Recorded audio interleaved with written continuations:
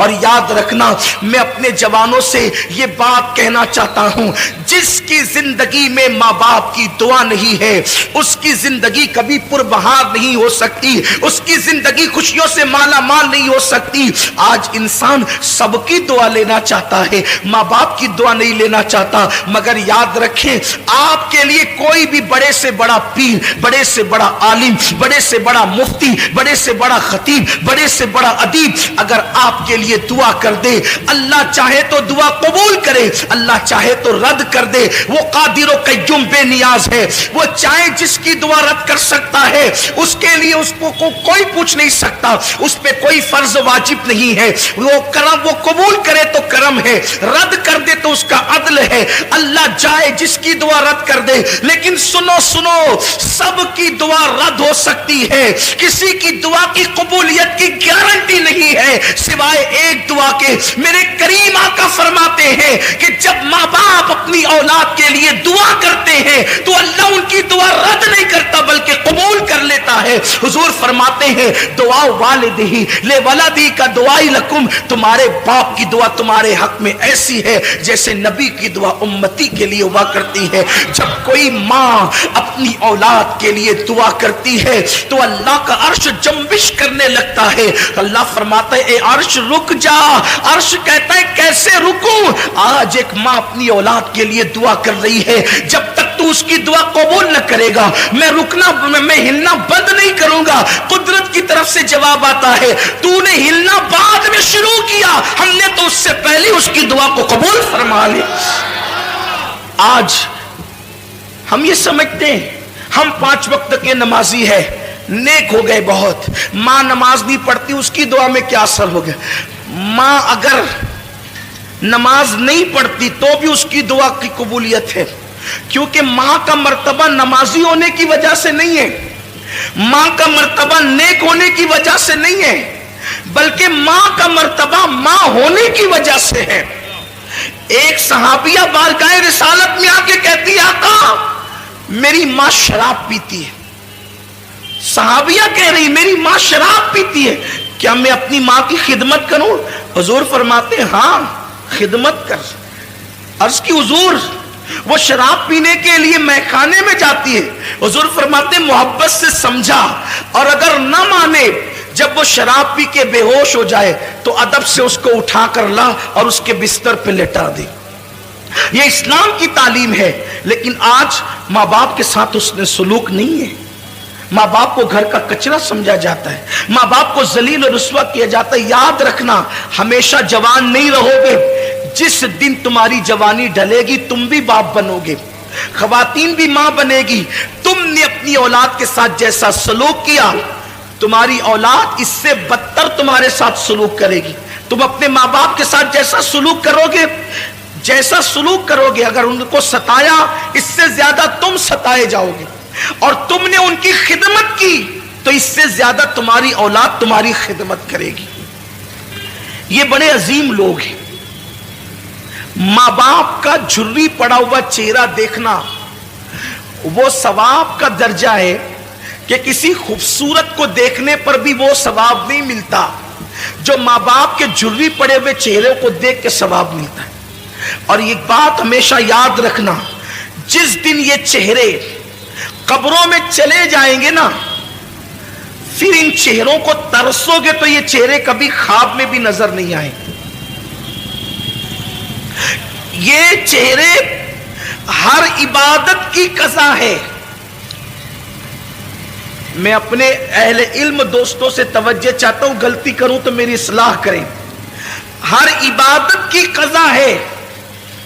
عشاء نہیں پڑھی، کبھی احساس ہو گیا کہ میں نے فروری کی 2019 کی 9 تاریخ کی عشاء نہیں پڑھی تھی، زندگی میں جس دن احساس ہو جائے اس دن پڑھو، اس کی قضا ہے۔ 10 تاریخ کی فجر نہیں پڑھی تھی، جس دن احساس ہو جائے پڑھ لیا، زندگی بھر میں اس کی قضا ہے۔ ہر عبادت کی قضا ہے۔ ماں باپ کا چہرہ دیکھنا وہ عبادت ہے، اس کی کبھی قضا نہیں ہو سکتی، اس کی کبھی قضا نہیں ہو سکتی۔ اور زندگی میں جس دن ماں باپ نہیں ہوں گے اس دن آپ کو اپنے ماں باپ یاد آئیں گے۔ ارے میں کیا، میں کیا اور آپ کیا، اپنی کیا اوقات اور اپنی کیا حیثیت ہے۔ اللہ کے رسول صلی اللہ علیہ وسلم کو خود زندگی میں کئی مرتبہ اپنے ماں باپ یاد آئے۔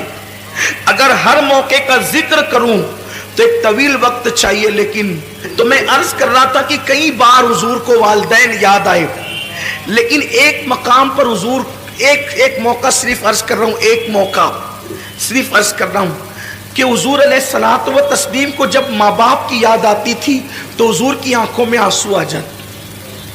حضور کو ظاہر سی بات ہے، جو رحمت للعالمین ہو، جو سب سے پیار کرتے ہوں، وہ اپنے ماں باپ سے کتنا پیار کرتے ہوں، اور حضور کے ماں باپ جیسے ماں باپ ہونے کی حیثیت سے کسی کے نہیں ہے۔ اگر بات حضور کے والدین کی آئی ہے تو مجھے حضور کی امی جان کی یاد آ گئی۔ حضور کی امی جان سیدہ آمنہ جب لوگ دور جہالت میں جیتے تھے تو اس وقت حضور کی امی کے پاس اتنا علم تھا کہ حضور کی امی شاعری کرتی تھی، شاعرہ تھی حضور کی امی جان، ان کی شاعری کتابوں کے اندر موجود ہے۔ بہت بڑی دانشور تھی حضور کی امی جان سیدہ آمنہ خاتون سلام اللہ علیہا۔ بلکہ حضور کی امی کی یاد آئی ہے تو میں دو باتیں عرض کرنا چاہتا ہوں، ایک بات کہنا چاہتا تھا لیکن ایک بات اور یاد آئی۔ حضور علیہ السلام کی عمر جب 6 سال کی ہوئی تو اس وقت حضور کی امی کا وصال ہو گیا، حضور کی والدہ کا وصال ہو گیا۔ وصال کا سبب یہ چیز بنی کہ حضور کی عمر 6 سال کی تھی۔ حضور کی امی جان نے کہا میرے شہزادے محمد، تم نے اپنے والد کی زیارت نہیں کی ہے، ایک کام کرو کہ تمہارے والد کی قبر یثرب میں ہے، یعنی موجودہ مدینہ منورہ، اس وقت وہ مدینہ نہیں بنا تھا، یثرب اس کہلاتا، یثرب میں ہے تمہارے ابا کی قبر، چلو تم نے باپ کا چہرہ تو نہیں دیکھا، تم کو والد کے مزار کی زیارت کرا کر کے لاتی ہوں۔ حضور علیہ السلام 6 سال کی عمر میں پہلا سفر کرتے ہیں۔ حضور کا یہ پہلا سفر ہے 6 سال کی عمر میں، اور 6 سال کی عمر میں پہلا سفر حج کے لیے نہیں ہے، تجارت کے لیے نہیں ہے، نماز کے لیے نہیں ہے، بلکہ مزار کی زیارت کے لیے۔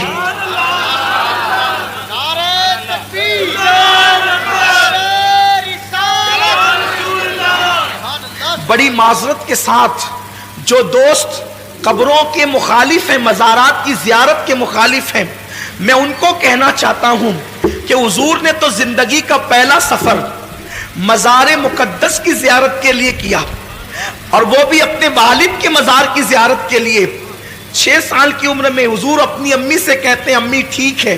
دراصل بات یہ تھی کہ حضور اپنی ماں کے پیٹ میں تھے، اور صرف 2 مہینے یا 3 مہینے یا 4 مہینے کے اندر عمل کی شکل میں تھے۔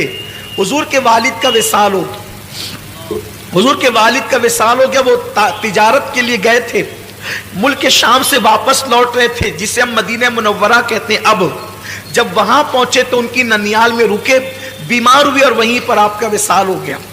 تو حضور کی امی نے کہا تھا بیٹا چلو میں تمہیں اب تمہارے والد کی مزار کی زیارت کرا دوں۔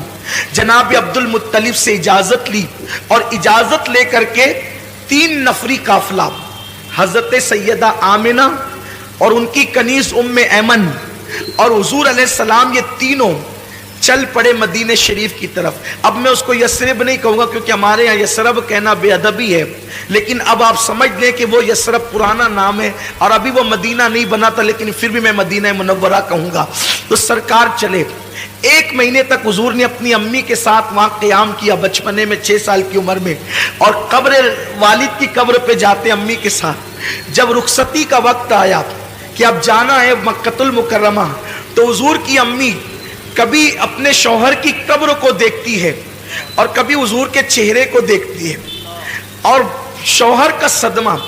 حضور کی امی جان کی عمر ابھی 18-19 سال ہی تھی کہ وہ بیوہ ہو گئی۔ 18-19 سال کی عمر میں بیوگی آخر کیا چیز ہوتی ہے؟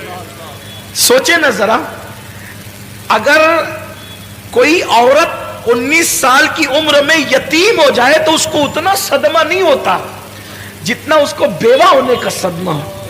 حضور کی امی بیوہ ہوئی اتنی چھوٹی سی عمر میں، اور حضور کے والد کا وصال اتنی چھوٹی عمر میں ہوا ہے کہ ان کو ابھی داڑھی کے بال بھی نہیں نکلے تھے، بال نکلنا شروع ہوئے تھے اور ان کا وصال ہو گیا.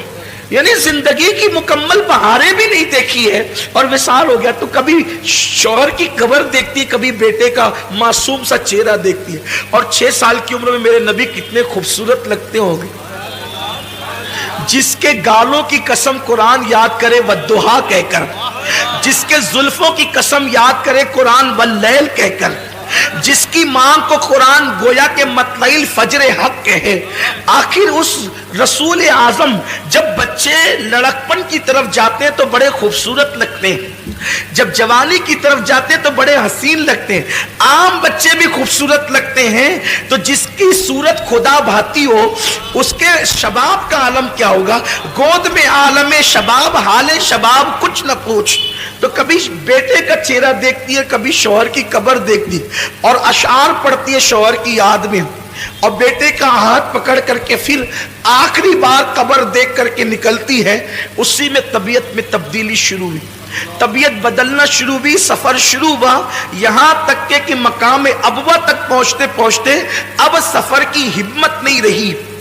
تو ام ایمن سے کہتی ہے، ام ایمن اب میں یہاں سے آگے جانے کی میرے اندر طاقت نہیں ہے.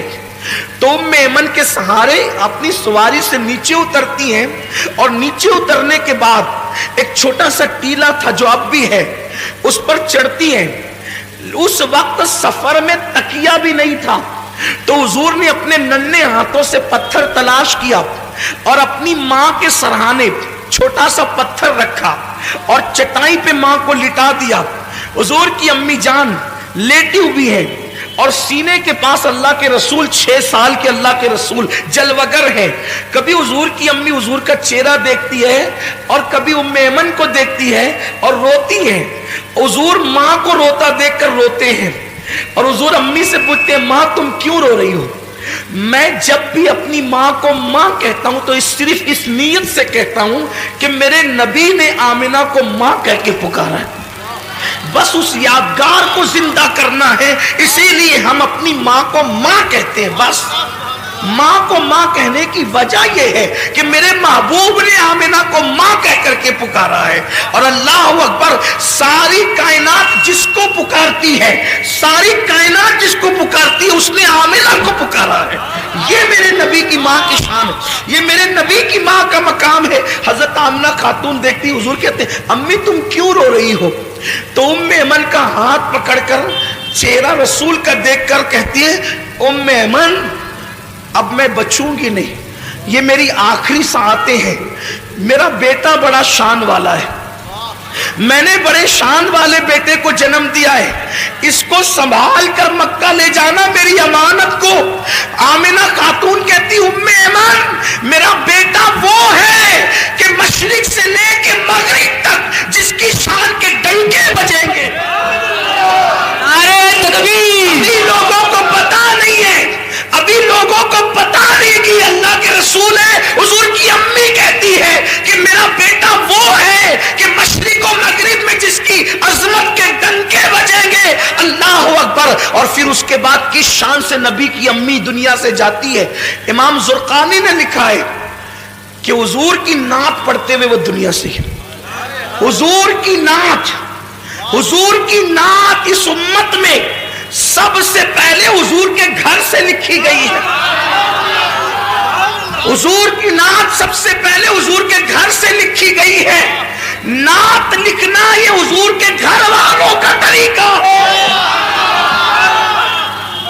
حضور کے گھر سے حضور کی نعت سب سے پہلے نعت حضور کے گھر میں لکھی گئی. یا تو حضور کے چچا حضرت ابو طالب نے نعت لکھی، یا حضور کی امی جناب آمنہ نے حضور کی نعت لکھی. اب حضرت آمنہ نے کیا لکھا؟ حضرت آمنہ کے جو اشعار ہے اس کا مفہوم پیش کر رہا ہوں. وہ کہتی ہیں، ہر نئی چیز پرانی ہو جائے گی، ہر نئی چیز پرانی ہو جائے گی، ہر عروج کو زوال آئے گا. فرماتی ہے مگر مجھے کوئی بھلا نہیں سکے گا، مجھے کوئی بھلا نہیں سکے گا. ذرا دیکھیں تو کیوں نہیں بھلائے گا؟